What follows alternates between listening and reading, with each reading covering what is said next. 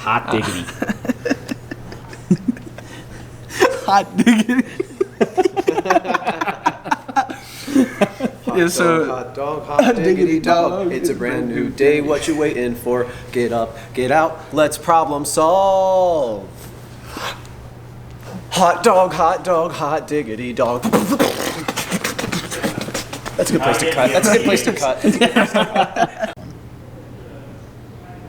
What is up, all of my beautiful dudes and dudettes? We've got Caleb.exe. What's up? Also known as Shufflers University on Twitter. That's me. And Caleb, what did you do this weekend? What we always do, we normal summon ALESITER. And that's it? We got a little bit of some spice in here.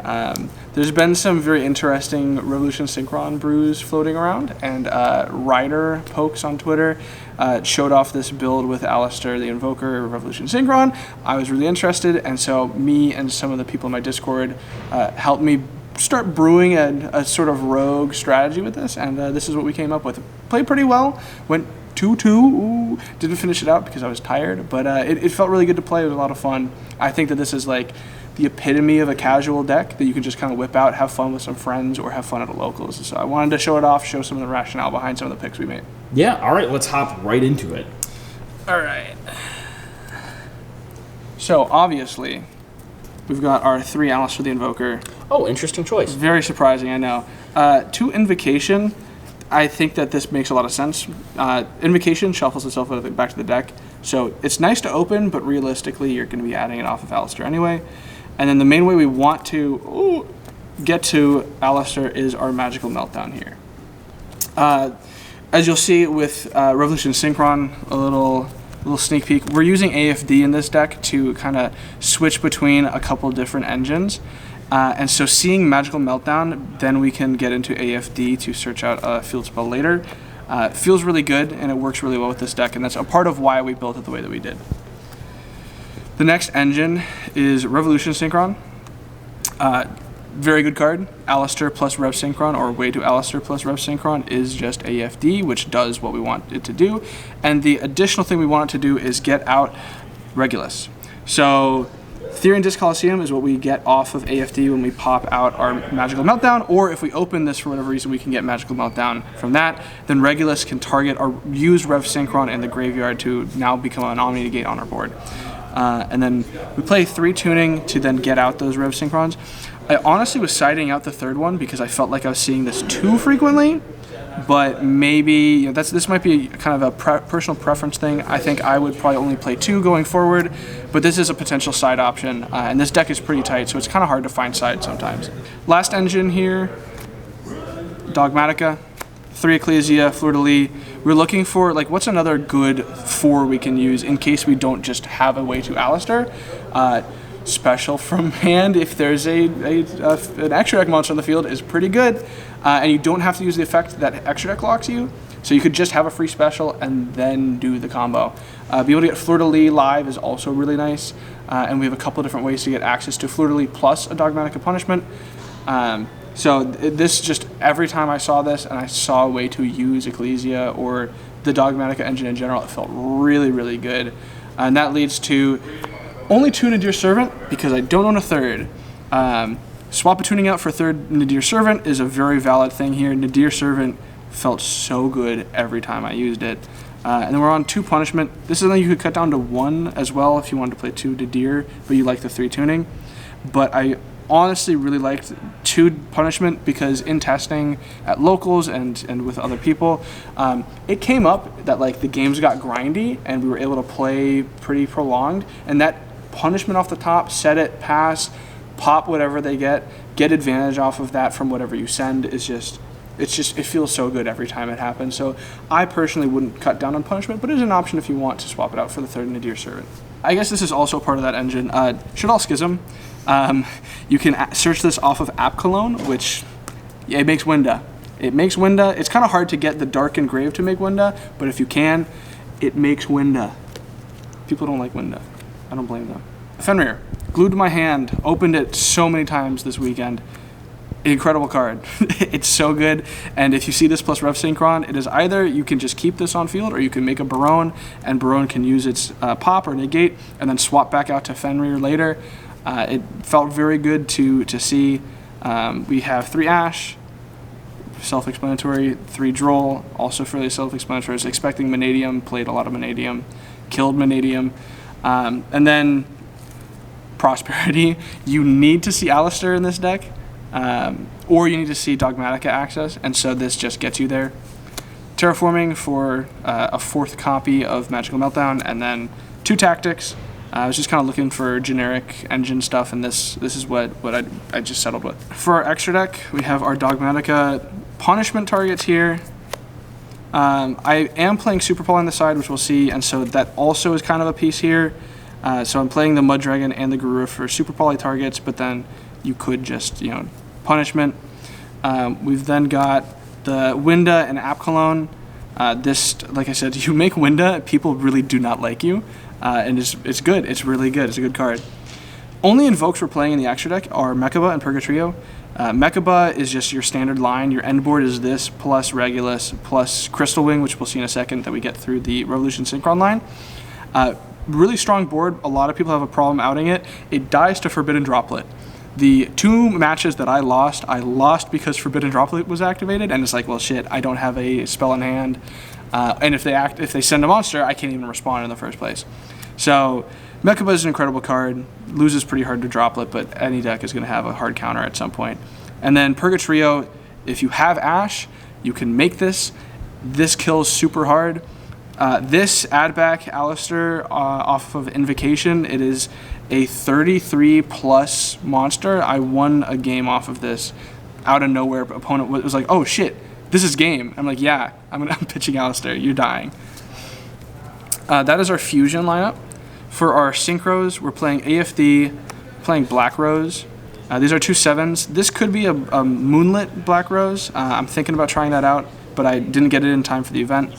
And then Crystal Wing is the 8 we make off of AFD. You get this out, then you bring Rev Synchron back, mill a card, and then you can make Crystal Wing. Something I tossed in after playtesting somewhat extensively is Barone, because it's not uncommon to just have Fenrir on board, and I would rather have an Omni personally than a Banish.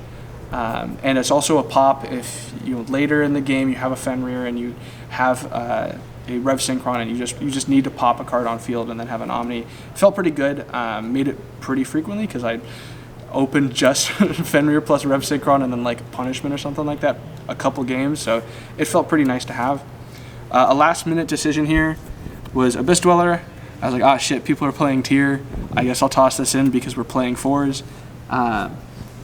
Realistically, I don't know how consistent it's going to be to actually make this, because you're probably not going to be... You could leave ALESITER on field, knowing your opponent's on tier, special Ecclesia if you somehow have a extra deck monster on field, and then make this not using Ecclesia's effect, but I think you just rather use Ecclesia's effect at that point. Then, obviously, the classic...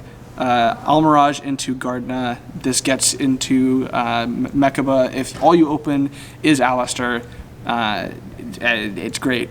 Also, I occasionally just end on Gardna because for whatever reason I'm not able to, like they Bestial the ALESITER or something like that. You can just end on Secure Gardna and like it's something. It's better than nothing. For our side, Ariel, this is an insane card. This is such a good card. This is like a shuffler but better. Because we can search it in this deck. Druid Worm was something I sided into frequently. Never actually opened it, but there's lots of times where like, man, if I had opened this would have felt good. Ariel serves this purpose as well of just being able to get stuff out of the graveyard. 3 Nibiru kills a lot of stuff. I didn't come into this event planning for anything in particular, but I was like, man, this would probably kill just any random rogue deck that I might see, so we'll just play it. And I ended a Manadian player's life with it, and he scooped after 15 minutes in the match and left. Good card. Harpies, called by Super Poly. You got going second stuff here. This is also, like, hypothetically, if someone hard loses Super Poly, you could play it going first. Mm-hmm. Not what I was doing with it, but it is a like theoretically you can do that and then called by. I just had an extra slot and I was like, we'll throw it in. We're going second stuff. Evenly is a great card. Yeah, I evenly someone at least once this weekend and it felt great. And then Tikaboo. We can indeed make Tikaboo in this deck, or we can play under it rather. And so why not play it? It's an unfun card. It's unfair. There's a point in one of my games where I Prosperitied, revealed Meltdown and Tikaboo. If I had added Tikaboo, I win the match easily. I added Meltdown because like, I want to do the fun combo. I don't want to be cringe. Remember, what do? We play Floodgates. Always activate your Floodgates. Always add them off of Prosperity. But yeah, so this is the deck. It performed well. It felt really good to play. The only really issue that I felt was seeing Rev Synchron too much, which can be you can just reduce the tunings you play, or you could play just like 2 and 2 or something like that. You could probably toss in thrusts to search out tuning as well to make it a little bit more consistent. I don't have money like that, so I'm not playing thrust. Otherwise, I would be. And then, it's a fun deck, really fun to bring out and play. Highly recommend it for just like a casual local thing. Don't expect to do super well with it, obviously, but it felt really good into other decks that weren't exactly Rescue Ace.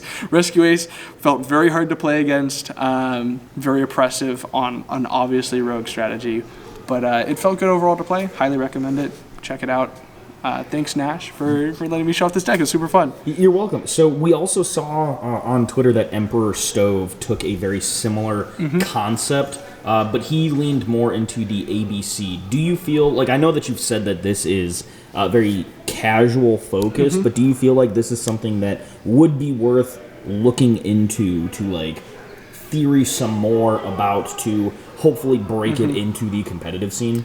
I think there's definitely something, like Revolution Synchron is a crazy card. Like it is crazy to let this thing exist, but I just feel like there's not quite the right conditions for it yet to be super busted. I think that there's definitely labbing to be done. I think that Stove's list looked really nice. I don't know enough about the ABC to comment on that, but I liked not making normal summoning ALESITER the main part of the deck. That was maybe... It's probably the worst part of the deck, is needing to normal summon ALESITER and you get impermed, you get ashed. It's just like, my entire game plan is now ruined because I need that to like do a lot of the stuff. It's an old deck. It's an old strategy. It is not kept up. But playing it as a side piece of a larger, better deck like ABC, I think, makes a lot of sense. And I think there's a lot to be done there. And obviously, we're going to keep getting busted field spells that do stuff over time. And this is basically This is kind of like a Link 1 that searches the field spell, right? It's just it's a 4 on field plus Rev Synchron in hand. You get the search the field spell, that's it. And so it's generic in that way, and it feels really good to play a lot of the time. So I think that there's something there. I don't know if it'll ever be beyond like Rogue, but I definitely think that it can steal wins pretty hard. All right, well, thank you very much. Of course, thanks for having me.